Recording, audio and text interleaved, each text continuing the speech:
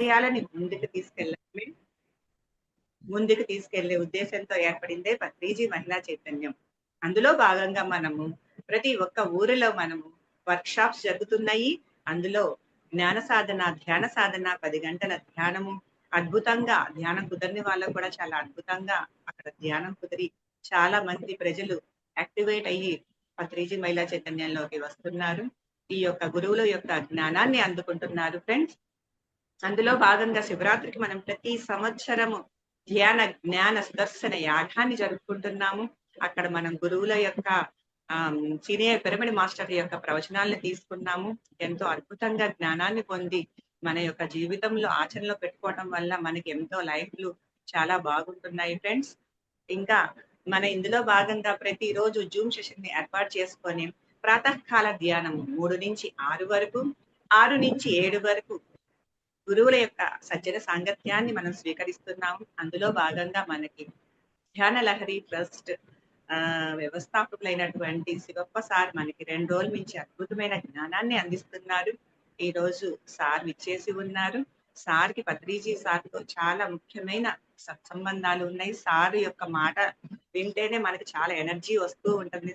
నేను ప్రత్యక్షంగా సుదర్శన ధ్యాన యాగంలో సార్ చెప్తూ ఉంటే మేము పక్కన కూర్చున్నా కానీ మాకు ఎంతో సార్ యొక్క ఎనర్జీ రిసీవ్ చేసుకున్నాం friends.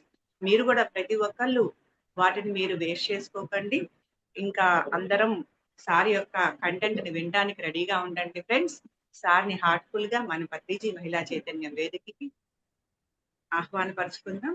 Sir, welcome to Patriji మహిళా చైతన్యం. సార్, మీ యొక్క జ్ఞాన ప్రబోధాన్ని మాకు అందించవలసిందిగా కోరుచున్నాం.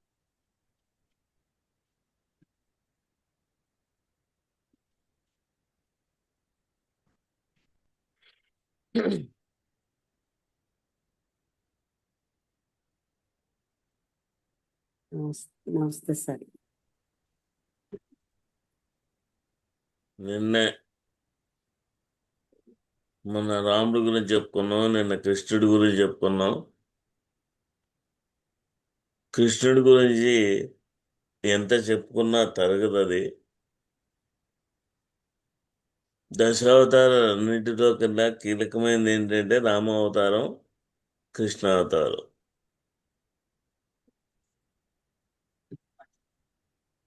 రాముడు లలితాదేవి అంశ, కృష్ణుడు శ్యామలాదేవి అంశ. అందుకే కృష్ణుడు కన్నయ్య అంటారు, నీలమేఘ శ్యాముడు అంటే నల్లగా ఉంటాడు. ఈ సృష్టి మొత్తం మీద దశావతారాల్లోనూ ఈ 4 యుగాల్లోనూ అందమైన సౌష్ఠమైన వ్యక్తులు ఎవరు అంటే శ్రీరాముడే. దాని తర్వాత గౌతమ బుద్ధుడు వస్తాడు, తర్వాత వివేకానందుడు అంటారు. కానీ శ్రీరాముడు ఉండేటువంటి ఆ వర్చస్ కానీ ఆ తేజస్ కానీ ఎవరికీ లేదు. ఎందుకంటే లలితాదేవి అంశ.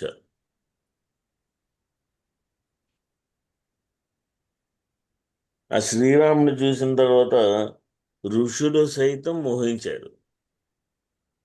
ఆ ఋషులు చూసి శ్రీరామ శ్రీరామ దగ్గరికి వెళ్ళకపోతే వద్దు వద్దు, తాగడానికి లేదు, ఈ జన్మకి నేను ఆల్రెడీ ప్రమాణం చేశాను మా అమ్మకి, జానకిదేవి ఒక్కతే నాకు పట్టమహిషి అని వాళ్ళందరికీ చెప్తాడు. అయ్యా ఏమిటి అంటే ఆ కోరిక తీరలేదు కాబట్టి ఆ మోహంతోటే కృష్ణావతారంలో పుట్టిన గోపికలే రామావతారంలో ఉండేటువంటి ఋషులు రాముణ్ణి ఆకర్షించినటువంటి వ్యక్తులందరూ. ఆ కోరిక తీరలేదు కాబట్టి కృష్ణావతారంలో గోపికగా జన్మించారు. అందుకే గోపికలతోటి ఎక్కువ ఉండేవాడు. 16,000 మంది గోపికల్ని ఏమీ పెళ్లి చేసుకోలేదు ఆయన. తన మామ ఆ రాజ్యంలో ఉండేటువంటి వాళ్ళందరినీ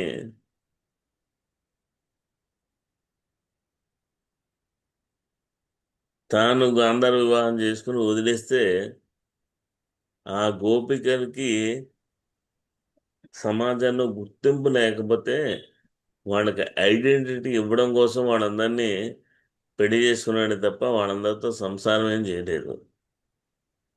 ఆయన వాయిస్ భార్య కొంచెం సార్ కొద్దిగా స్పీకర్ కొంచెం రైజ్ చేస్తారు, కొంచెం వాయిస్ చిన్నగా వస్తుంది.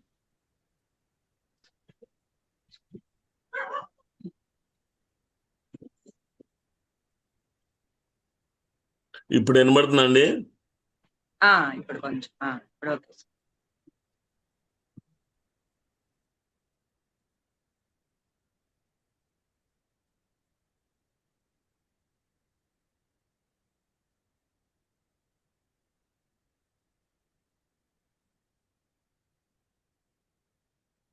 సో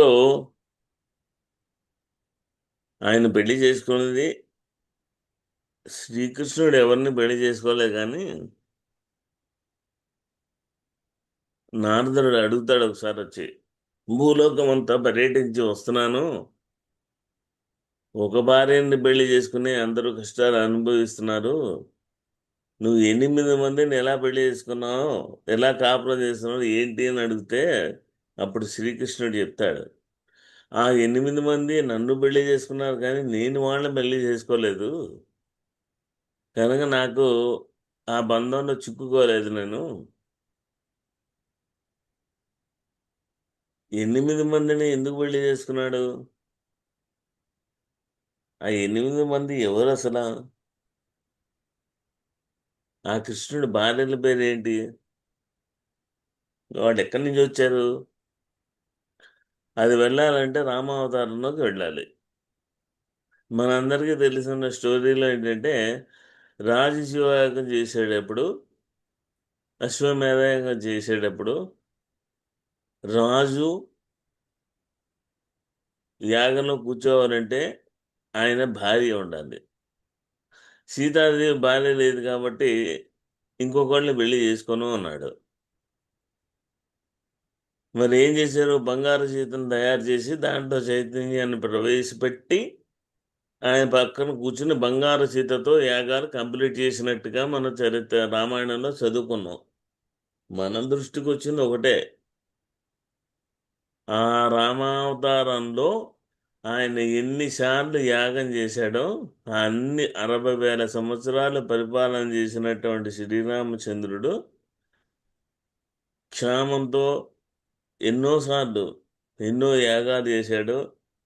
అలా 7-8 సార్లు జరిగినటువంటి యాగాలలో తన భార్య బదులు బంగారు సీతను పెట్టి చైతన్యాన్ని ప్రవేశపెట్టి యాగం కంప్లీట్ చేశారు. ఆ బంగారు సీతలు అక్కడే ఉండిపోయినాయి. వాటికి మోక్షం ఇవ్వడం కోసమే కృష్ణావతారంలో ఆ 8 మందిని పెళ్లి చేసుకున్నాడు. ఆ 8 మంది ఎవరు అంటే, రాధ, ఆమెని రుక్మిణి అని కూడా అంటారు, సత్యభామ, జాంబవతి, కాళింది, మిత్రవింద, సుదంత, లక్షణ. అందుకే ఇస్కాన్ టెంపుల్కి వెళ్తే కృష్ణుడికి విగ్రహం చుట్టూ 8 మంది భార్యలు ఉంటారు. ఆ 8 ఎవరంటే రామాయణంలో ఉండేటువంటి బంగారు సీతలు. ప్రతిదాన్ని సూక్ష్మంగా మనం గ్రహించాలి. ఏమిటో ఈ భారతదేశమే కాదు, ప్రపంచం అంతా తీస్తే శ్రీకృష్ణుడిని ఆరాధించినట్టుగా రాముడిని ఎవరు ఆరాధించరు. రాముడు ఏమిటో ఒకానొక అపప్రద మనం పెట్టుకున్నాం కాబట్టి రాముడు మనకు దూరం అయ్యాడా అనిపిస్తుంది అప్పుడప్పుడు నాకు.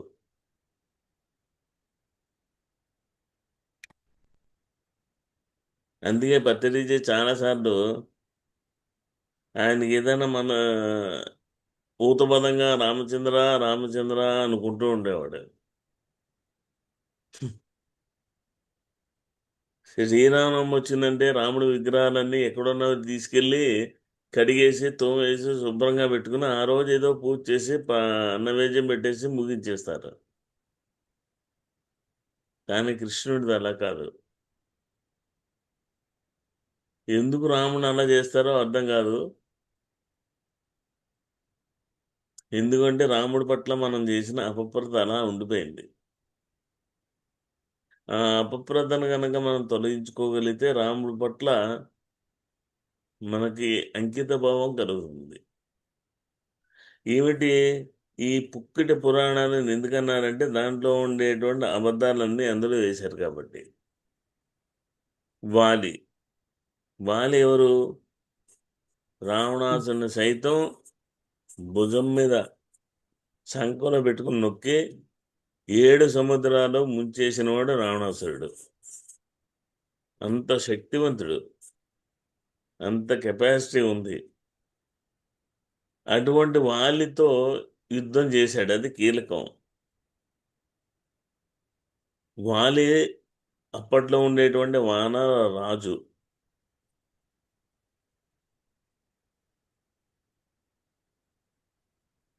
కోతి అనే తెలుగు పదం అయితే దాన్ని సంస్కృతంలో మర్కటము అంటారు. వానరము అంటే కోతి కాదు. ఈ భూమండలంలో ఇప్పుడు మనం ఉన్నది మానవులో, వాళ్ళని ఇంగ్లీష్లో హ్యూమన్స్ అంటారు. ఈ హ్యూమన్ సివిలైజేషన్ ఇప్పుడు ఎలాగైతే భూమి మీద నడుస్తుందో, ఒకానొకప్పుడు అట్లాంటియన్స్ ఉండేవారు, ఆ సివిలైజేషన్ పోయింది. లెమూరియన్స్ ఉండేవారు, ఆ సివిలైజేషన్ పోయింది. వాళ్ళకన్నా ఎన్నో సివిలైజేషన్స్ ఈ భూమి మీద పుట్టాయి, పోయాయి. అందులో ఉండేటువంటి ఒకానొక సివిలైజేషను డార్విన్ సిద్ధాంతాన్ని అంతా కూడా అర్థం చేసుకుంటే, మానవ జాతి ఉండేది వాళ్ళకి తోకలు ఉండేవి, వాళ్ళని టెయిల్ మెన్స్ అనేవారు. వీళ్ళు వానర జాతి కాదు. వానరులు వేరు, కోతులు వేరు. ఇప్పుడు ఉండేటువంటి ఈ కోతిని చూడంగానే హనుమంతుడు హనుమంతుడు అనుకుంటారు అందరూ. ఈ జాతి వేరు, ఇది వానర ఈ మర్కటాలు ఇవన్నీ. వానర జాతిని అప్పట్లో కొంతకాలం మాత్రమే భూమి మీద ఉండింది. వాళ్ళు ఎక్కువ ప్రాధాన్యత రామాయణ కాలంలో చూపించారు. వాళ్ళ యొక్క పని ఏంటంటే ఒక్కొక్క కొండ నుంచి, ఒక్కొక్క చెట్టు నుంచి పైకి ఎగరగలగాలి. ఎగరగలగాలి అంటే వాళ్ళలో శక్తి ఎంత ఉండాలి? అమితమైన శక్తి కావాలి. ఇప్పుడు మానవ శరీరంలో మేరుదండం ఉంది. ఆ మేరుదండం అంటే 50 పూసలుంటాయి. అదే కుండల్ని ట్యూబ్ మూలాధార నుంచి సహస్రారం వరకు ఉంటుంది. వాళ్ళకి అడిషనల్ శక్తి కావాలి కనుక శరీరంలో 50 పూసలతో కుండల్ని ఎలాగైతే ఉంటుందో, వాళ్ళ తోకలో కూడా 50 పూసలతో ద్వికుండలిని ఉండేది. వాళ్ళంత శక్తివంతులు. అందుకే పర్వతాల్ని, పెద్ద పెద్ద రాళ్ళని 2 చేతులతో ఎత్తి విసిరేయగలరు, అంత శక్తివంతులు. అలాంటి సివిలైజేషన్ భూమి మీద ఉంది. అది రామాయణ కాలంలో ఎక్కువ ఉండేది. వాళ్ళు ఎక్కువ కోతుల్లాగా ఏమి లేరు. ఇప్పుడంతా ఆర్టిఫిషియల్ వచ్చేసింది కాబట్టి ఏదో ఒక ఆకారం చూపిస్తారు. కానీ హనుమంతుడికి చిన్న వయసులోనే ఇంద్రుడు వజ్రాయుధంతో కొడతాడు. ఎందుకు కొడతాడంటే అప్పుడు వాళ్ళలో చిన్న మూతి ఉండేది. వేదాన్ని ఉచ్చారణ చేయాలనుకోండి, ఓం ఔ హ్రాం అని ఉచ్చారణ చేయాలనుకోండి, నోరు చాలా పెద్దది ఉండాలి. మీరు తిరుమల కొండకు వచ్చినప్పుడు ఆ గుడి లోపల వేద పారాయణం చేసేటప్పుడు వాళ్ళని చూడండి. వాళ్ళ యొక్క పనస ఉచ్చారణ చేసేటప్పుడు రాగం తీస్తారు కదా, ఉరువులు పెద్దవిగా ఉండాలి. ఈ దవడలన్నీ పెద్దగా లేకపోతే సంస్కృత ఉచ్చారణ జరగదు. సూర్య భగవాన్ నుంచి వేద జ్ఞానం అంతా నేర్చుకోవాలి కాబట్టి ఈ ఉరువులు పెద్దది కావాలి కాబట్టి అందుకు వజ్రాయుధంతో హనుమంతుడిని కొడతాడు. ఆయన ఒక్కడికే కొంచెం నోరు విశాలంగా ఉంటుంది కానీ మిగతా వాళ్ళందరిది మామూలే. అలాంటి జాతితో కలిసి ఆయన వర్క్ చేసినప్పుడు శ్రీరాముడు వాలి విషయం వచ్చిన అందరికీ తెలుసున్నదే. చెట్టు చాటు నుంచి కొట్టాడు అనేటువంటి అపప్రద రాముడి మీద అప్పటి నుంచి వేసుకుంటూ వచ్చేసారు. చాలామంది విమర్శిస్తూ ఉంటారు, భగవంతుడైనటువంటి రాముడు ఆత్మతత్వాన్ని తెలుసుకుని రామ రామనామం గొప్పది, రాముడు గొప్పవాడు, అలాంటిది చెట్టు చాటించి కొట్టడం ఏమిటి అని. ఇంకొక విషయాన్ని కనుక మీరు పరిశీలిస్తే బొమ్మల బాల రామాయణం తెచ్చుకొని ఒకసారి చూడండి. సుగ్రీవుడికి సుగ్రీవుడితో యుద్ధం చేసేటువంటి వాలిని రాముడు బాణం వేసి కొట్టినప్పుడు ఎక్కడ తగిలింది? వెనకాల తగిలిందా, ముందు తగిలిందా? చెట్టు చాటు నుంచి కొట్టినట్టయితే వెనకాల వెన్నులో దిగాలి, కానీ ఆ బాణం గుండెల్లో గుచ్చుకుంది. అంటే రాముడు ఎక్కడి నుంచి కొట్టాడు? ఎదురుకుండా వచ్చే కొట్టాడు. రామాయణంలో ఏ కథలు చూసినా, ఏ చిత్రపటాలు చూసినా అన్నీ ఏముంటాయంటే సుగ్రీవుడికి ఆ, సు- వాలికి వెన్నులో బాణం గుచ్చుకున్నట్టు చూపించరు.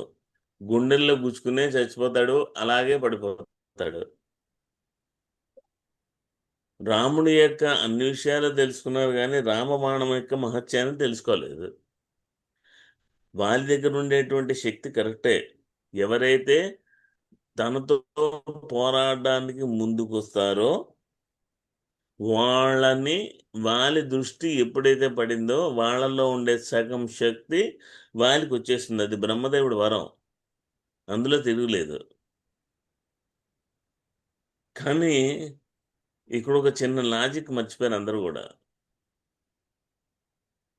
రామబాణం గురించి కనుక మనం ఆలోచించగలిగితే, రామబాణం ఎక్కువ పెడితే అది కంటిన్యూస్గా బాణాలను విడుదల చేస్తుంది తప్ప, అది రాముడి యొక్క శక్తి. అందులోకి రామబాణకు ఉండేటువంటి ప్రత్యేకత ఏంటంటే అది కాంతి వేగం కన్నా వేగంగా వెళ్తుంది.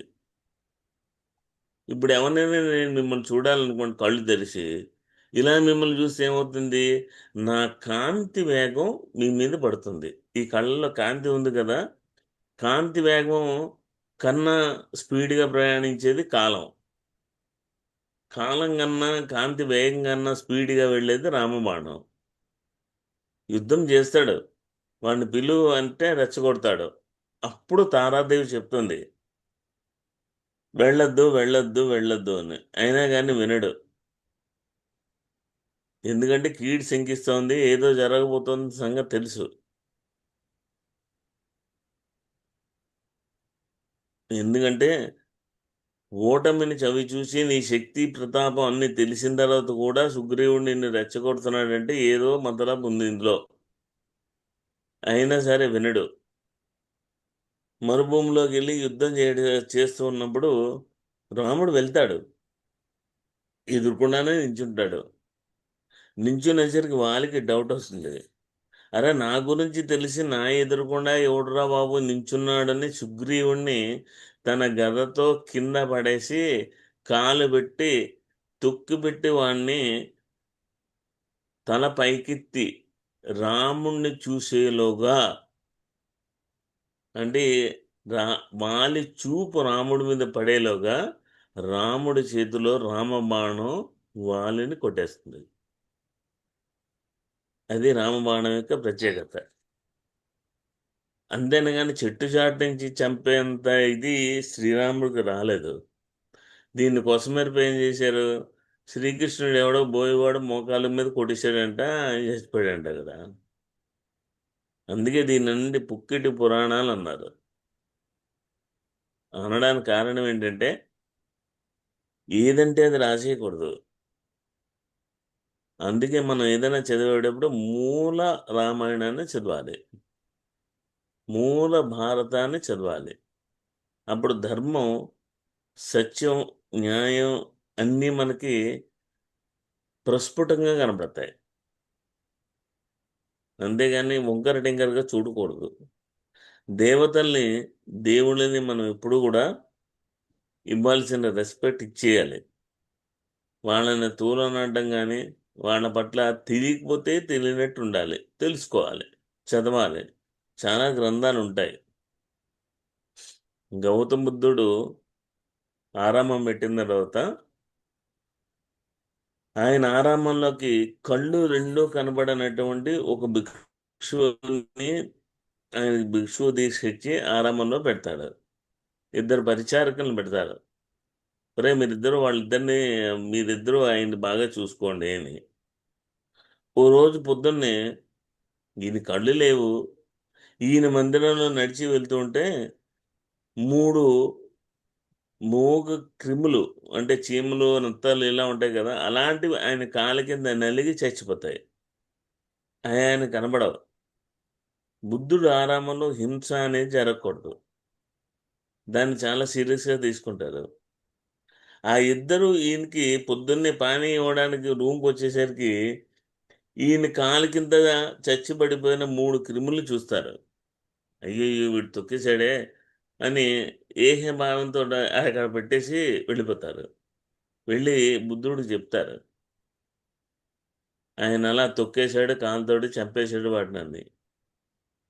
కావాలని చంపలేదు కదా, ఆయన కనిపించలేదు. కనిపించి ఉంటే అలా చేసి ఉండేవాడు కాదు. ఆయన మీద మీరు అలా వ్యతిరేక భావంతో, తిరస్కార ధోరణితోటి, ఆయన పట్ల ఈర్ష్యాభావంతో మీరు ఉండద్దు. ఎందుకంటే ఆయన అవిటివాడు, కళ్ళు లేవు, కనబడవు. కనుక ఆయన కాలుతో తొక్కేసాడు అంటే తెలియక కనబడక చేశాడే కానీ ఆయనకి తెలిసి కనబడి ఉంటే చేయడు కదా అని వాళ్ళిద్దరిని సముదాయించిన తర్వాత ఇద్దరు అడుగుతారు, ఆయనకి గుడ్డితనం ఎక్కడి నుంచి వచ్చింది అని. ఆయన పూర్వజన్మలో ఒకానొక వైద్యుడు. ఆ వైద్య వృత్తి చేస్తూ ఉన్నప్పుడు ఒక పేద స్త్రీ ఆయన దగ్గరకు వస్తుంది. ఏమండి నా కళ్ళు సరిగ్గా లేవు, నయం చేయమండి. డబ్బులు లేవు ఆవిడ దగ్గర. ఆవిడ ఏం చెప్తుందంటే, నాకు కంటి చూపు, నేను, నా భర్త, నా పిల్లలు నీకు సేవ చేస్తాం జీవితాంతం, నా కంటి చూపు నయం చేయమని ప్రార్థిస్తుంది. పోన్లే, ఆ డాక్టర్ కూడా పెద్ద జమీందారు కాబట్టి పోన్లే కదా అని ఒప్పుకొని ఏం చేస్తాడంటే ఆయనే డబ్బులు ఖర్చు పెట్టి ఆమెకి కంటి చూపు వచ్చేలా చేస్తాడు. సరే, ఓ రోజు పొద్దున్న నిద్ర లేవగానే కంటి మీద గుప్పు చూడంగానే ఆవిడకి చూపు వస్తుంది, అన్నీ కనబడతాయి. కనబడిన వెంటనే ఏం చేయాలి? రేపటి నుంచి భార్య, భర్త అందరూ ఈడి దగ్గర ఊడిగం చేయాలి కదా! నేనేం చేస్తానంటే, నా కంటి చూపు లేదు అని అబద్ధం ఆడదాం అనుకుని వైద్యుడి దగ్గరికెళ్ళి, "నాకేం కనబడట్లేదు. చాలా చీకటిగా, అంధకారంగా ఉంది. మీరు చేయాల్సింది చేశారు. నేను వెళ్ళిపోతాను" అంటుంది. "లేదు లేదు, నీకు చూపు తెప్పించే బాధ్యత నాది. నేను చూస్తాను" అని చెప్పి కళ్ళని చూసిన తర్వాత వైద్యుడు కదా తెలుసు. కంటి చూపు బానే పనిచేస్తుంది. కావాలని ఈమె ఊడిగం చేయాలని నాతో అబద్ధం ఆడుతోంది. కంటి చూపు వచ్చినా కనబడుతున్నా గానీ, కాదు అని అబద్ధం ఆడుతోందని, నీ కంటి చూపు బాగా రావడానికి చిన్న క్లేశాలు కంటి చూపుకి 2 చుక్కలు ఇస్తానని చెప్పేసి, ఒక సీసాలో ఆ కంటి చూపు పోవడానికి 2 డ్రాపులు ఆ కళ్ళలో వేస్తాడు. ఆ దెబ్బకి ఆమెకొచ్చిన చూపు కూడా పోతది. అందుకోసం గత 3 జన్మల నుంచి వీడు అంధుడుగానే పుడుతున్నాడు. ఇక్కడ అమ్మాయి మోసం చేయొచ్చు కదండీ అంటారు. మోసం వేరు, వంచన వేరు. వంచన, దగ ఇవన్నీ మోసం కన్నా చాలా ఎక్కువ. అబద్ధం కన్నా చాలా ఎక్కువ. వైద్యుడు తాను చేయాల్సిన వైద్య వృత్తిని కళంకం తీసుకొచ్చి కావాల్సిగా ఒక చూపు ఉన్న వ్యక్తికి ఆ చూపు పోగొట్టినందుకు ఆ కర్మ ఫలాన్ని ఆయన అనుభవించాలి కనుక గత 3 జన్మల నుంచి కూడా అంధుడుగానే పుడుతున్నాడు అని చెప్తాడు బుద్ధుడు. కర్మ ఎవరిని వదిలిపెట్టదు.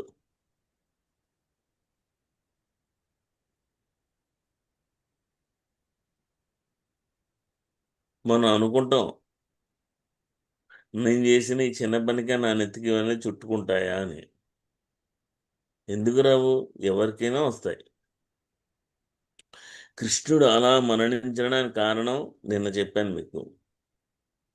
అలాగే రాముడు మరణించిన తీరు కూడా ఏంటంటే ఆయనకి మోహంలో ఉండిపోతాడు. అందరూ అడిగారు నన్ను, పత్రిజీ ఎందుకంటే ఇంకా 95 సంవత్సరాలు ఈ శరీరంలో ఉంటానని చెప్పారు కదా, ఇప్పుడే ఎందుకు వెళ్ళిపోయారు అని. రామాయణం చదవండి, రామాయణం చదివితే ఇవన్నీ అర్థమవుతాయని చెప్పేవాడు నేను. రామాయణంలో 60 సంవత్సరాలు రాజ్య పరిపాలన చేస్తూ ఉన్నప్పుడు ఇంకా విస్తరణ ప్రణాళికలన్నీ వేస్తూ ఉంటాడు. రావణ యుద్ధం అన్నీ అయిపోయి సీతాదేవిని తీసుకొచ్చి పట్టాభిషేకం చేసి అన్నీ అయిపోయినా సరే అప్పుడు ఓ రోజు రాత్రి యమధర్మరాజు రాముడు మందిరంలోకి వస్తాడు.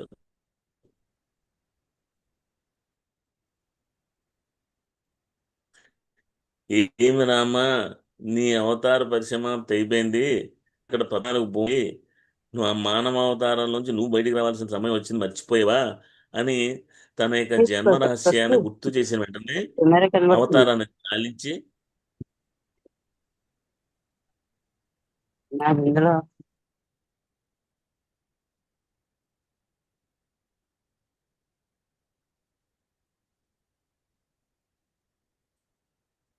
అవతారాన్ని చాలించి వెళ్ళిపోతాడు. అలాగే ప్రతిసారికి నయమవుతుంది, హీలవుతుంది. ఎవరో దేవుడు వస్తాడు, ఎవరో గాండొస్తాడు, ఋషులు వస్తారు, ఆయన మళ్ళీ తిరిగి కోరుకుంటారు. బెంగళూరులో కూడా లాస్ట్ డేస్లో కూడా నేను మళ్ళీ ఇంకా 90 సంవత్సరాలు ఈ సంవత్సరం 2095 వరకు శరీరంలో ఉంటాను అని అన్నీ చెప్పినప్పటికీ ఎప్పుడైతే లే లడాక్ వెళ్ళారో అక్కడ పద్మసంభవుని కలవడం, ఆ బుద్ధుడు వాక్యనవుదాం అని ప్రయత్నం చేయడం, 2020లోనే శరీరంలో ఉన్న ఆనందుడు వెళ్ళిపోయిన తర్వాత పత్రిజీ ఆ శరీరంతో ఉంటూ ఉన్నప్పుడు గౌతమ బుద్ధుడు వాక్యనవుతాడని అనుకోవడం, దానికి పత్రిజీ నిరాకరించడం, నీ అవతార పరిసమాప్తి అయిపోయింది అని పద్మసంభవుడు చెప్పడంతో అదే తాను ఎక్కడైతే చివరి ఆనందుడుగా తన శరీరాన్ని వదిలిపెట్టాడో అదే లే లడక్ నుంచి ప్రపంచానికి అహింసాయుతమైన చివరి సందేశం ఇచ్చి పత్రిజీ వెళ్ళిపోయారు. అలా ప్రతి ఎన్నో ధర్మ సూక్ష్మాలు ఉంటాయి, అవి తెలుసుకోవాలి. మనం వీడియో పెట్టేటప్పుడు సరిగ్గా ఉన్న వీడియోని పెట్టండి. ఎందుకంటే దాని తర్వాత ఇది రికార్డింగ్ అయ్యి యూట్యూబ్లో దీన్ని థంబ్నెయిల్స్ పెట్టి యూట్యూబ్లో పెట్టానుకోండి, ప్రపంచంలో ఏ మూల నుంచి ఎక్కడికి వెళ్ళిపోతుందో తెలీదు. మనం పడుకుని మన వికృత చేష్టలన్నీ వీడియోలో కనిపించాయి అనుకోండి, జనాలు చాలా ఏహ్యంగా మాట్లాడుకుంటారు మన గురించి. అలా శ్రీకృష్ణుడి జీవితమైన రాముడి జీవితమైన పూర్తిగా ఆ మూల మహాభారతం రామాయణాన్ని చదవడం ద్వారా అందులో ఉండేటువంటి కీలక సత్యాలన్నీ తెలుసుకుంటే వాటి వల్ల మన జీవితాల్లో మనం ఆపాదించుకోగలుగుతాం, వాటిని అన్వయించుకోగలుగుతాం. అది లేకపోతే ఏమవుతుందంటే అనుకరించడమే మొదలవుతుంది. అందుకే పత్రిజీ ఏం చెప్పేవారంటే, నేనేం చేశానో మీరు చేయొద్దు, నేనేం చెప్పానో దాన్ని వినండి. ఆ విన్న తర్వాత మీకు ఏం చేయాలనిపిస్తే అది చేయండి. నేను చేసినట్టు నన్ను అనుకరించద్దు. మీ స్థాయి వేరు, నా స్థాయి వేరు అని స్పష్టంగా చెప్పారు. కనుక గురువుల నుంచి వచ్చినటువంటి జ్ఞానాన్ని మనం తీసుకోవాలి. ఏదైనా ఓ గ్రంథాన్ని కానీ ఓ పుస్తకాన్ని కానీ చదివేమో అంటే దాన్ని బాగా గుర్తుపెట్టుకోవాలి. గుర్తుపెట్టుకుని ఏం చేయాలి, దాన్ని జీవితంలోకి అప్లై చేసుకోవాలి. దాన్నే ఆచరణ అన్నారు. ఆచరణ లేకపోతే ఆ చరణాలు మనకి అందవు.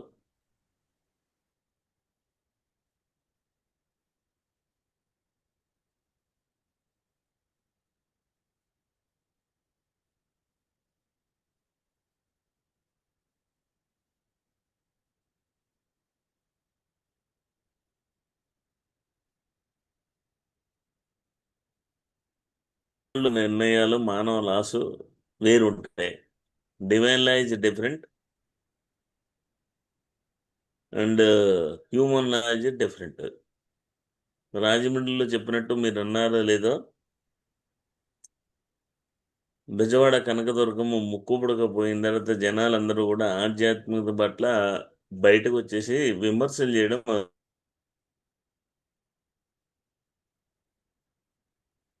దేవుళ్ళు స్టార్ట్ చేసాం. ధ్యానం అంటే ఎవరు వినేవారు కాదు. ఆల్ ఇండియా రేడియోలో పనిచేసిన ప్రయాగ రామకృష్ణ కూడా మాతో వాదానికి వచ్చాడు. వస్తుందా, ఆత్మ తెలుస్తుందా, పట్టుకోండి చూద్దాం అంటున్నాను. తన ముక్కు పుడకని కాపాడుకోలేని ఆవిడ ప్రజల్ని కాపాడుతుంది, భక్తుల్ని కాపాడుతుంది కనకదుర్గం తల్లి అని రకరకాల విమర్శలు, హేతువాదులు అందరూ రోడ్డు మీదకి వచ్చారు. ఈ నేపథ్యంలో అక్కడ ధ్యానం క్లాస్ కండక్ట్ చేయడానికి అప్పట్లో కొత్త. ధ్యానం అంటే ఎవరు వినేవారు కాదు. అలా అందులో ఉండే ఒక ఆయన వచ్చి, ఇలా కనకదుర్గ గుడి మీద విమర్శ వచ్చింది కదా, మీరేమంటారు అన్నారు. ఒక తల్లికి ఇద్దరు బిడ్డలు ఉన్నారమ్మా. ఒక బిడ్డకి డబ్బులు వచ్చాయి, ఆభరణం చేయించాడు. రెండో బిడ్డకి ఆభరణం కావాల్సి వచ్చింది, తీసుకెళ్ళాడు. ఆ ఇద్దరు బిడ్డల నుంచి తల్లి ఒకేలా చూస్తుంది, తేడా ఉండదు. పెట్టినవాడు గొప్ప కాదు, తీసుకున్నవాడు తక్కువ కాదు, ఇద్దరు కూడా ఆమెకు సమానమే. ఉంది కదా, ఆవిడ తల్లి కదా, ఆవిడకి బిడ్డలందరూ సమానమే కదా. ఈ దొంగతనం మోసం అని నువ్వు నేను అనుకుంటున్నాం మన భాషల్లో. వాళ్ళ భాషల్లో అవి లేవు. అందుకే హ్యూమన్ లా వేరుగా ఉంటుంది, డివైన్ లా వేరుగా ఉంటుంది. హ్యూమన్ లా ఎప్పుడు కూడా మనకి అనుగుణంగా మనకి ఫేవర్గా రాసుకుంటాం. డివైన్ లా అలా ఉండదు. వాళ్ళు మన జీవితాలలో ఎట్టి పరిస్థితుల్లోనూ ఇన్వాల్వ్ కారు. మనం చేసే పనుల వల్ల వచ్చే ఫలితం మీద నీకు ఏ కర్మ చేశావో, ఏ ఫలితం రావాలి, ఆ ఫలితాన్ని ఇప్పుడు అనుభవించే భోగం ఉందా, లేకపోతే గతంలో చేసిన కర్మలకి దీన్ని పరిహారం చెల్లించాలా అనేటువంటి లెక్కలకి ఆ ఫలితాన్ని వాళ్ళు వేరే చేసి పక్కన పెడతారే తప్ప, మనం చేసే కర్మల్లో దీనివల్ల నీకు చెడ్డ పని, బ్యాడ్ రిజల్ట్, దీనివల్ల గుడ్ రిజల్ట్, ఇది చేయి అది చేయని మన యొక్క కార్యకలాపాల్లో, కార్యకారణ సంబంధాల్లో తల దూర్చరు. పని అంతా అయిపోయిన తర్వాత రిజల్ట్ ఇస్తారు. స్వామి వివేకానంద బెంగాల్ రాష్ట్రంలో ఆయన తిరుగుతూ ఉన్న రోజుల్లో,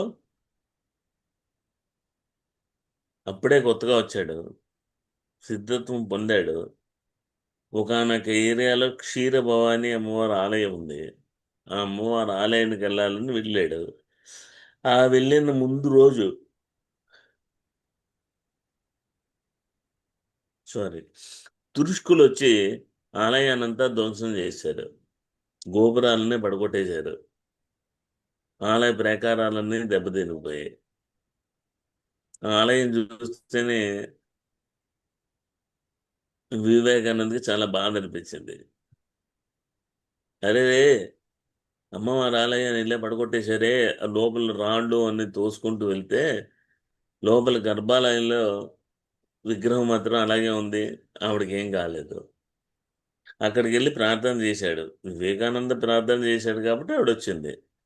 అమ్మ క్షీరభవాని అని పిలవంగానే వచ్చింది ఆవిడ. ఏమిటమ్మా, ఈ ఆలయం అంతా ఎంత ధ్వంసం అయిపోయింది, ఈ ఆలయాన్నే కాపాడుకోలేకపోతే భక్తుల్ని ఏం కాపాడుతామని ప్రజల్లో అపప్రద వస్తుంది కదా అంటే, అప్పుడు ఆవిడ అంటుంది, ఏం మాట్లాడుతున్నావు వివేకానంద, ఏమైంది నీ వివేకం? గుడి కట్టమని మేము అడిగామా? మాకు ఆలయంతో పని ఏంటి? మీకోసం మీరు కట్టారు, కట్టే కాబట్టి నీకు పుణ్యం ఇస్తాం. వాడు కూల్చాడు, కూల్చాడు కాబట్టి వాడు పాపం ఇస్తాం. మా పని ఇంతే. This is the divine law. Me human లాగా అనుగుణంగా డివైన్ లా ఉండదు. మంచి చెడులు మీ జీవితాన్ని ఏం చేస్తాయి, ఎలా చేస్తాయి అనేటువంటి విషయాలు మాకు అనవసరం. నువ్వు మంచి చేస్తే పుణ్యం ఇస్తాం, చెడు చేస్తే పాపం ఇస్తాం. పుణ్యాన్ని అనుభవించేది నువ్వే, పాపాన్ని అనుభవించేది నువ్వే. కనుక పుణ్యాన్నైనా అనుభవించాలి అంటే ఈ భూమి మీద అనుభవిస్తేనే కానీ తిరిగి మళ్ళీ పైలోకానికి వెళ్ళడానికి కుదరదు. అలాగే రామకృష్ణ పరమహంస తన అవతారాన్ని చాలించి వెళ్ళిపోవాలని నిర్ణయించుకుంటాడు. ఆ కాళికాదేవి వచ్చి ఆపుతుంది. ఆ దాటి వెళ్ళేటప్పుడు సూక్ష్మదేవి ఎందుకు బయటికి వెళ్ళబోతుంటే, నువ్వు వెళ్ళడానికి వీలు లేదు, నీకు అడ్డంకి ఉంది అంటుంది. ఏమిటంటే ఆయన దగ్గర 52 పుణ్య ఫలాలు ఇంకా మిగిలింటాయి.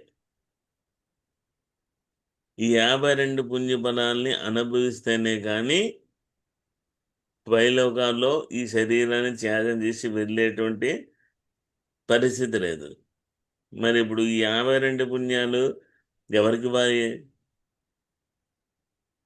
అని అంతా పరికించిన తర్వాత, అంటే రామకృష్ణ పరమహంస స్థాయిలో ఉండేటువంటి వ్యక్తికి ఆ పుణ్య బలాన్ని అందుకునే అర్హత ఉంటుంది. అలాంటి అర్హత ఎవరికి ఉంది? ఆ కాళీ కాళికాదేవి అన్నీ పరికించిన తర్వాత అప్పుడు ఒక వ్యక్తి కనబడతాడు. అప్పుడు ఆ వ్యక్తిని పిలుస్తారు. ఆయనే షిరిడి సాయిబాబా. అందుకే 3 రోజులు నన్ను ఎవరు తాకద్దు, నన్ను ఇలాగే ఉంచండి అని చెప్పేసి వెళ్ళిపోతాడు. ఇక్కడ భౌతిక లోకంలో మనకి 3 రోజులు. కానీ ఆ భూలోక పరిధి దాటి, పితృలోకం దాటి, ఆ ద్విజమండలం అంటే పరమపద సోపానం ఉండేటువంటి ఆ మండలంలో ఈ 3 రోజులు 3 నిమిషాలతో సమానం. ఆ 3 నిమిషాలలో ఈయనకి 52 పుణ్యబలాల్ని రామకృష్ణ పరమహంస షిరిడి సాయినాథుడు దారాదత్తం చేశాడు. అప్పటి నుంచే ప్రతి ఊర్లోనూ షిరిడి సాయిబాబా ధ్యాన మందిరం వచ్చింది. అందుకే ఆయన లీలలు, ఆయన శక్తులు, మహత్తులంతా ప్రపంచానికి చాటి మత ఘర్షణలను తగ్గి, ఎటువంటి వాళ్ళైనా సరే హిందూ ముస్లిం భావన లేకుండా ప్రతి వ్యక్తిలోనూ భక్తి భావాన్ని తీసుకొచ్చి, ధ్యాన భావాన్ని తీసుకొచ్చి, ధ్యానం అనేటువంటి తెలియని రోజుల్లో కూడా ప్రతి ఏరియాలో, ప్రతి కుగ్రామంలో షిరిడి సాయిబాబా ధ్యాన మందిరాలు వెలిసాయి. అలా మహనీయుల యొక్క పుణ్యబలాలన్నీ కూడా లోక కళ్యాణం కోసం వినియోగించడం జరుగుతుంది. వెరచి మనకి అర్థమైంది ఏంటంటే, అందుకే మహాభారతం పంచమ వేదం అన్నారు. పంచమ వేదము అంటే ఏంటంటే అందులో 5 ఉన్నాయి. అందరికీ తెలుసు భగవద్గీత. ఎవడు చచ్చిపోయినా సరే వాళ్ళ ఇంట్లో పెట్టుకుంటూ ఉంటారు. చచ్చినవాడు వినడు, వచ్చినవాడు వినరు, కుటుంబ సభ్యులు వినరు. అది ఎందుకు పెడతారో ఎవడికి అర్థం కాదు. వాడు చచ్చిపోయిన మాత్రం వీళ్ళు ఉంటారు, పరామర్శించడానికి వాళ్ళు వస్తారు, చచ్చిపోయిన వాడికి ఎలాగో వినపడుతుంది. ఇంకెందుకు అక్కడ భగవద్గీత పెట్టడం? దానికోసం కాదు కదా. పంచమ వేదంలో భగవద్గీత 1. 2 విష్ణు సహస్రనామాలు మీ అందరికీ తెలిసిందే.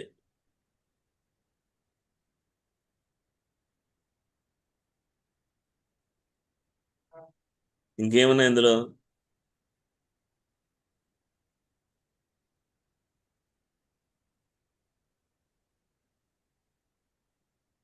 చెప్పండి ఎవరన్నా ఒకళ్ళు.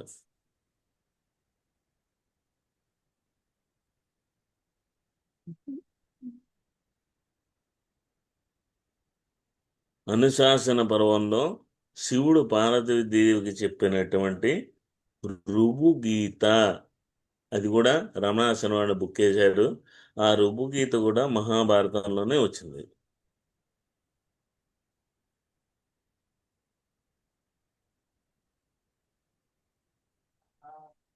అన్నింటికన్నా ఏంటంటే ధృతరాష్ట్రుడు తనకి దుఃఖం కలిగి అసలు చేసలైన బ్రహ్మజ్ఞానం పొందాలని విదురుని అడుగుతాడు.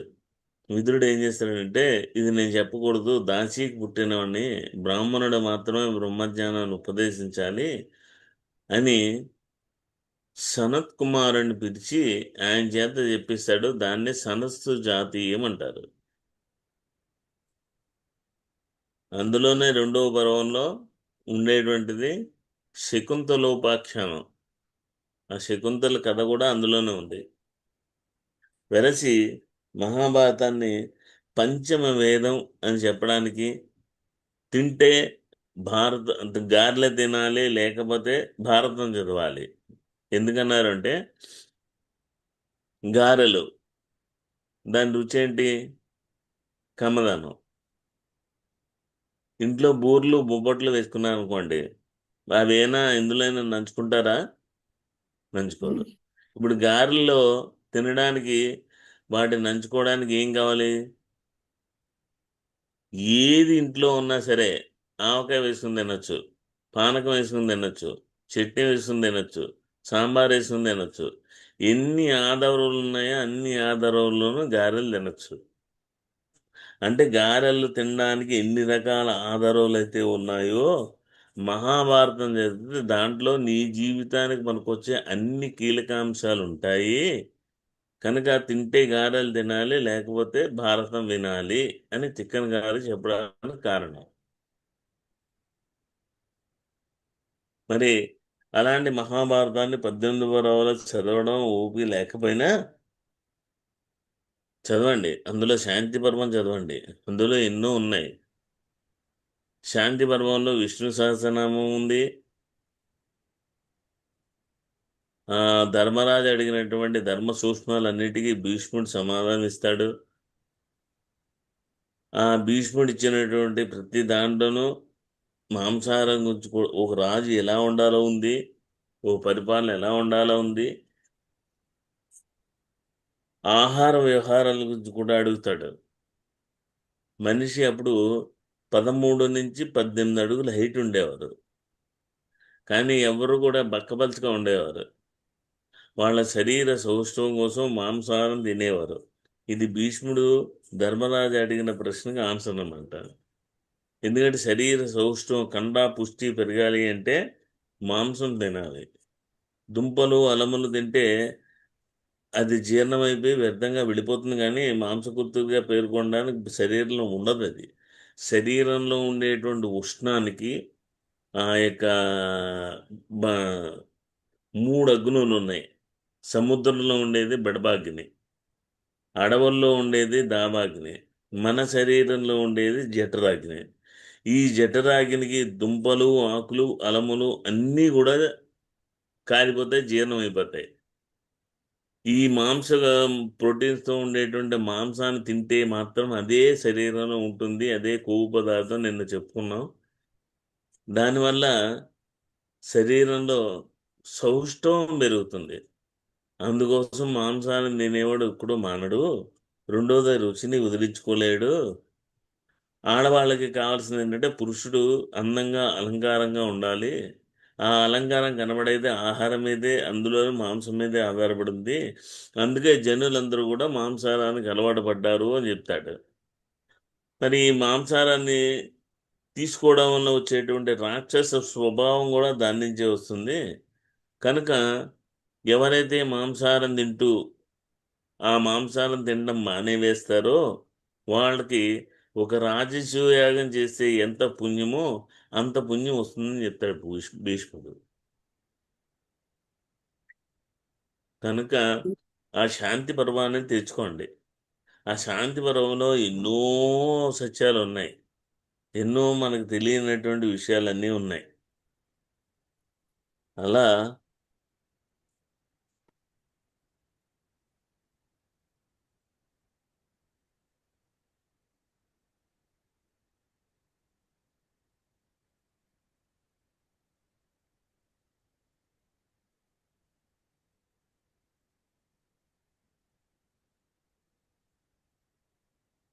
రామాయణం, భారతం ఇది ఒకటే కాదు, అన్నిటికన్నా భగవద్గీతలో 700 శ్లోకాలుంటే శ్రీరాముడు చిన్న వయసులోనే వశిష్ఠుడిని అడిగి అటు బ్రహ్మ, అటు శివుడు, అటు వశిష్ఠుడు, విశ్వామిత్రుడు ఎంతోమంది కలిసి చెప్పిన 32,000 శ్లోకాలతో కూడిన యోగ వాసిష్టం ఉంది. అది ఓ భగవద్గీత కన్నా అన్నిటికన్నా మెండైంది. ఎన్ని విషయాలు అందులో కూలంకషంగా ఉంటాయో అది చదివితేనే తెలుస్తుంది. సంస్కృతంలో ఉండి మనకు అర్థం కానటువంటి పరిభాషలు ఉండొచ్చు. రామకృష్ణ మఠం వాళ్ళు 4 వాల్యూమ్స్‌లో 32,000 శ్లోకాల యొక్క వచనాన్ని యోగ వాసిష్టంలో బాగా వేశారు. జస్ట్ 1500 కాస్ట్ అంతే. మీ దగ్గరలో ఉండే రామకృష్ణ మఠం బుక్ స్టాల్‌కెళ్లారంటే ఆ యోగ వాసిష్టం 4 వాల్యూమ్స్ కొనుక్కోండి. చాలా అద్భుతమైన గ్రంథం అది. ఆహ్, యోగ వాసిష్టం ఇటు ఏదైనా గానీ మనకేం చెప్తుంది అంటే రూఢిగా పని మీద దృష్టి పెట్టి గానీ ఫలితం మీద దృష్టి పెట్టకు. ప్రతి ఒక్కడికి ఏ పని చేయాలన్నా ఫలితం కావాలి.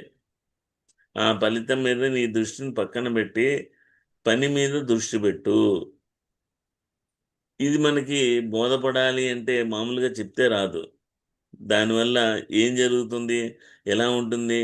అనేటువంటి పని మీద శ్రద్ధ లేకపోతే చేసే పని సంపూర్ణంగా సక్సెస్ అవ్వదు. నెరవేరదు. అందరూ ఫలితం మీదే ఆశ పెట్టుకుంటారు. మన ఆశ, మన ధ్యాస ఫలితం మీద ఉండకూడదు. పని మీద ఉండాలి. నీ పని నువ్వు చెయ్యి. అదే చెప్పేవారు సార్ ఎప్పుడూను. దాని యొక్క రిజల్ట్ నీకు అనవసరం. నువ్వు చేయాల్సిన పని చేసుకుంటూ పో. ఎక్కడో అక్కడ, ఎప్పుడో అప్పుడు ఏం కావాలో అన్నీ నీకు దొరుకుతాయి. That is the masters message.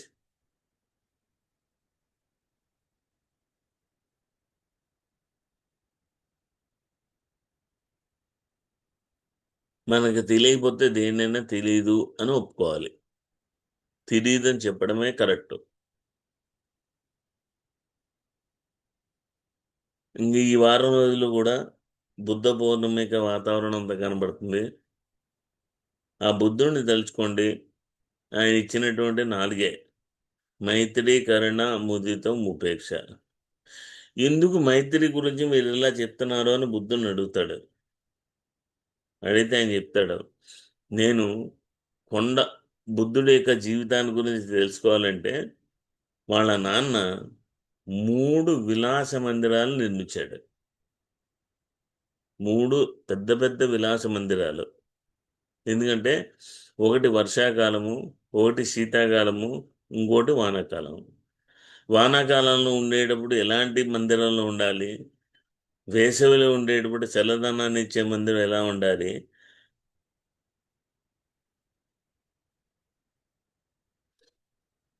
శీతలంలో ఉండేటప్పుడు ఎలాంటి మందిరాలు ఉండాలని విలాసవంతమైన 3 మందిరాలు నిర్మించి, ఆటపాటలతో, విందు వినోదాలతో బుద్ధుడు 29 సంవత్సరాల వయసు వరకు అతి సుకుమారంగా, అతి కోమలంగా ఆ రాజమందిరాల్లో పెంచబడ్డాడు. కానీ అక్కడి నుంచి అడవిలోకి వచ్చేసిన తర్వాత మానవమాత్రుడు లేడు. కొండ గుహల్లోనూ, అడవిలోనూ కూర్చొని తపస్సు చేస్తున్నప్పుడు తన తోటి మిత్రులు ఎవరైనా ఉన్నారంటే జంతువులు మాత్రమే. ఆ జంతువులతో నేను సలిపినటువంటి మైత్రీ బంధం అవి నాకు హాని చేయలేదు. నేను వాడికి చేయలేదు.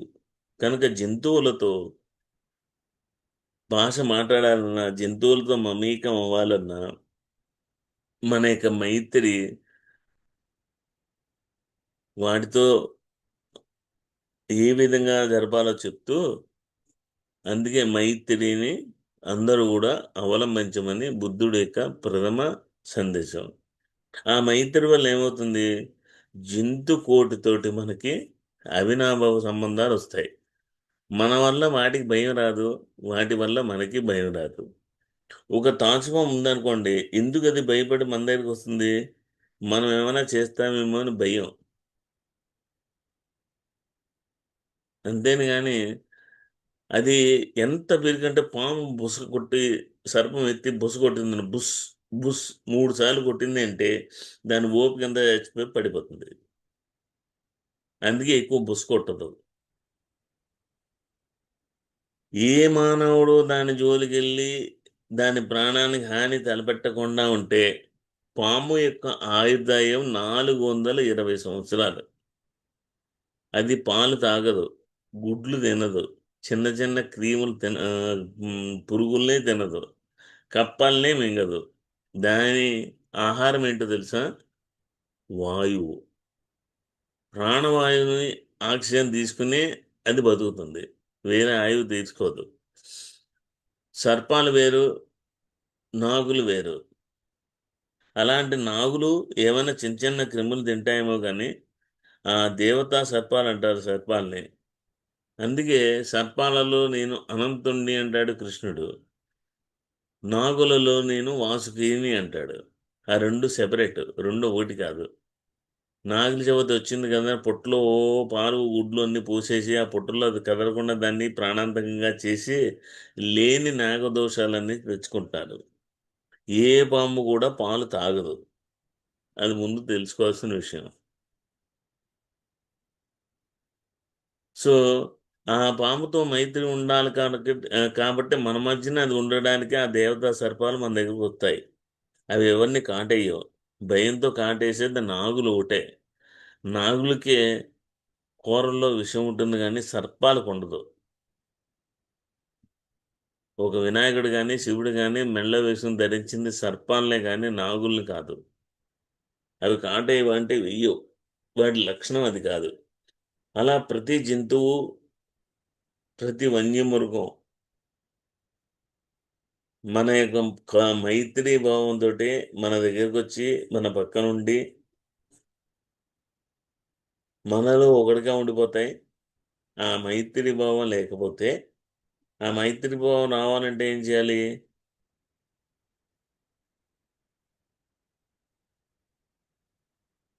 వాటి పట్ల మన ఆలోచన తరంగాలు దైవికంగా ఉండాలి. వాటికి చలనం ఉంది, వాటికి చైతన్యం ఉంది.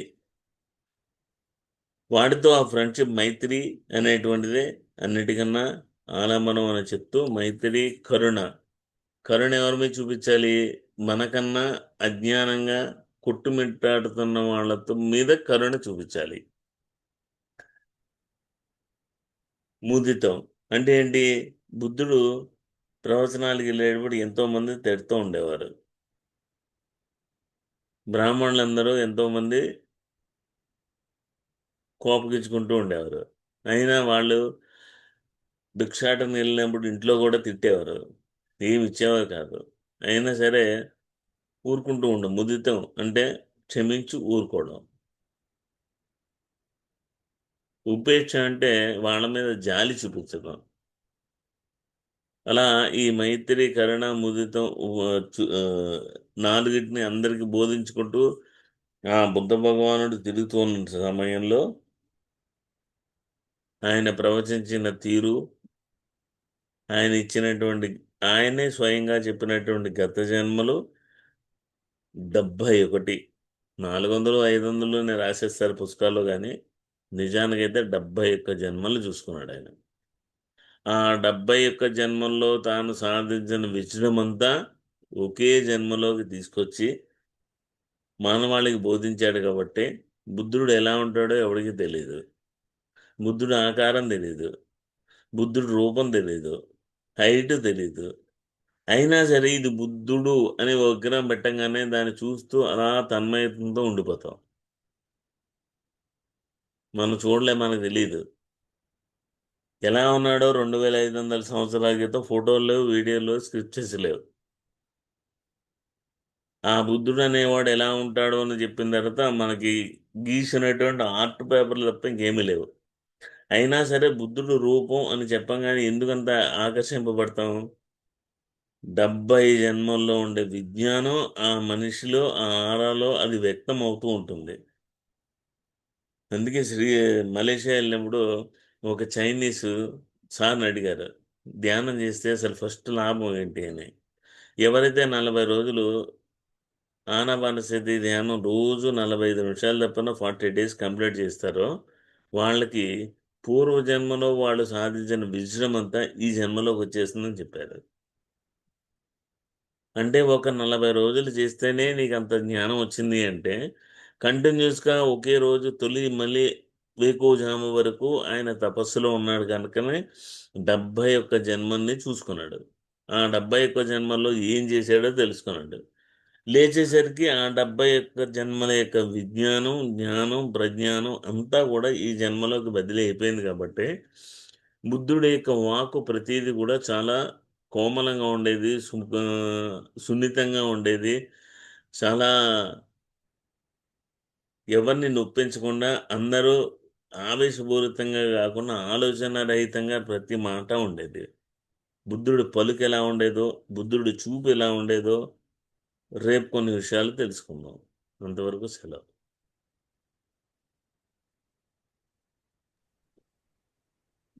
ఈరోజు సార్ మనకి చాలా చాలా ముఖ్యమైన అంశాలను మనకి వివరించారు.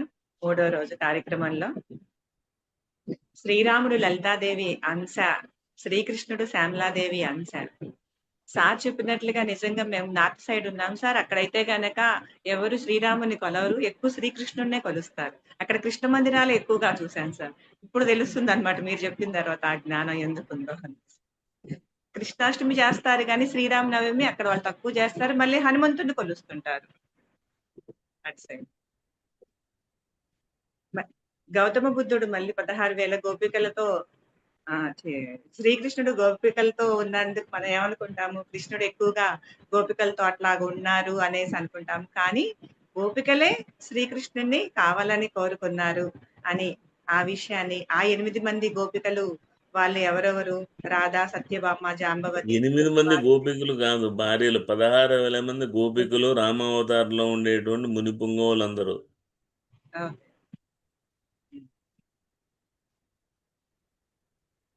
మళ్ళీ శ్రీరాముని కాలంలో వానరము యొక్క విశిష్టత అంటే వెనుముకలో మనకి ఉండే శక్తి వానరానికి వచ్చేసరికి తోకలో కూడా ఉంటుంది అనేసి ఆ విషయం కూడా ఈ రోజు మనం తెలుసుకున్నాం సార్. మళ్ళీ పురాణాలని మనం మామూలుగా వింటూ ఉంటాము, కానీ వాటిని సూక్ష్మ రూపంలో అర్థం చేసుకుంటేనే వాటి యొక్క విశిష్టత తెలుస్తుందని తెలుసుకున్నాం. గౌతమ బుద్ధుడు కాలంలో ఉన్నటువంటి ఆరామం, గౌతమ బుద్ధుడి ఆరామం గురించి కూడా మనము చాలా వివరంగా తెలుసుకున్నాము. ఒక కర్మ మనకి ఏ విధంగా అంటుతుంది అంటే వెనక జన్మలో ఒక అంధుడి యొక్క కథ ద్వారా ఈ రోజు తెలుసుకున్నాం సార్. మళ్ళీ లే లడాక్ లో పత్రిజీ సార్ యొక్క అనుభవము, మీరు చెప్పినట్లుగా అందరూ 95 సంవత్సరాలు ఉంటారు, ఎందుకు ఉండలేదు, అవన్నీ కూడా ఈ రోజు మాకు క్లారిటీగా అర్థమైంది సార్. మళ్ళీ మనము గుడిలో దేవతల్నే కూడా అంటుంటాం కదా, గుళ్ళో బంగారాలు పోయాయి, ఆ వస్తువులు పోయాయి, వాళ్ళకి రక్షణ వాళ్ళ యొక్క రక్షణ చూసుకోండి, జనాల్ని భక్తుల్ని ఎలా రక్షిస్తారు అనేసి చాలా మందికి ఉంటుంది ఆ ఒక థాట్. మీరు ఈ రోజు మాకు ఆ విషయాన్ని కూడా పటాపంచలు చేశారు. ఏ దేవత కూడా నాకు ఆ గుడి కట్టించు, ఈ గుడి కట్టించు అని అడగదు, మనమే కట్టించుకుంటాము. మళ్ళీ మనమే సీసీ కెమెరాలు అవన్నీ పెట్టుకునేసి ఇంకా భద్రతగా ఉండటం వల్లనే ఇవన్నీ జరుగుతున్నాయి అనేసి వివేకానందుడి యొక్క కథ ద్వారా ఈ రోజు మాకు తెలియజేశారు సార్. ఇంకా షిరిడి సాయి బాబా గురించి యొక్క అద్భుతమైన జ్ఞానాన్ని అందించారు. షిరిడి సాయి బాబా గారి యొక్క ప్రేమతత్వం వల్లనే ఇప్పుడు ప్రజెంట్ మనం ఎక్కువగా హిందూ ముస్లిమ్స్ అందరూ ఆయన కొలిచి ఆయన యొక్క ప్రేమతత్వాన్ని స్వీకరించి అందరూ ఒకటిగా ఉంటున్నాము. ఇంకా మహాభారతంలో పంచమ వేదం, 5 వేదాలు, అందులో శాంతి పర్వము, శాంతి పర్వంలో ఉన్నటువంటి విష్ణు సహస్రనామాల్ని మనం ఎక్కువగా అవి మన అధ్యయనం చేసి అందులో ఉన్నటువంటి సూక్ష్మాలను తెలుసుకోవాలని చెప్పారు. మహాభారతం మామూలుగా అంటుంటారు కదా, తింటే గారెలే తినాలి, వింటే మహాభారతం వినాలి. దాని యొక్క వైశిష్ట్యం కూడా ఈ రోజు మాకు తెలిసి వచ్చింది, ఎందుకు ఆ విధంగా అంటారో అనేసి. మళ్ళీ మాంసాహారము, ఆ కాలంలో మాంసాహారం తీసుకునే వాళ్ళు ఎందుకు తీసుకున్నారు, ఇప్పుడు మనం ఎందుకు తీసుకోకూడదు, తీసుకోవటం వల్ల వచ్చే లాభ నష్టాన్ని మాకు ఈ రోజు చక్కగా వివరించారు. ఇంకా యోగ వాసిష్టంలో ఉండేటువంటి ముఖ్యమైన అంశాలు కూడా ఈరోజు తెలుసుకున్నాము. బుద్ధుడి కాలంలో బుద్ధుడికి వాళ్ళ నాన్నగారు నిర్మించినటువంటి మందిరాలు ఎందుకు నిర్మించారు, ఆయన 29 సంవత్సరాలు బయటికి రాకుండా లోపలే ఉన్నారు, తర్వాత 29 సంవత్సరాల తర్వాత బయటికి వచ్చి ఆయన యొక్క బుద్ధత్వంలో ఆయన 71 జన్మలు చూసుకోవటము, అవన్నీ కూడా ఆయన యొక్క స్వభావం, ఆయన ఏ విధంగా ఉంటారు, ఆయన వాక్కు, ఆయన కోమలత్వం, సున్నితత్వం, వాటన్నిటిని కూడా ఆయన జంతువులతో ఉండేటువంటి మైత్రి భావన, అవన్నీ కూడా మాకు ఈ రోజు చాలా చక్కగా మాకు వివరించారు సార్. చాలా చాలా తెలియని పాయింట్ మేము ఈ రోజు రిసీవ్ చేసుకున్నాం సార్. ఇంత చక్కటి మాకు జ్ఞానాన్ని అందించినందుకు సార్ మీకు మరొకసారి చాలా వేల వేల కృతజ్ఞతలు సార్. మాస్టర్స్ ఏమైనా డౌట్స్ ఉంటే గనక సార్ని ఒకసారి అడగండి.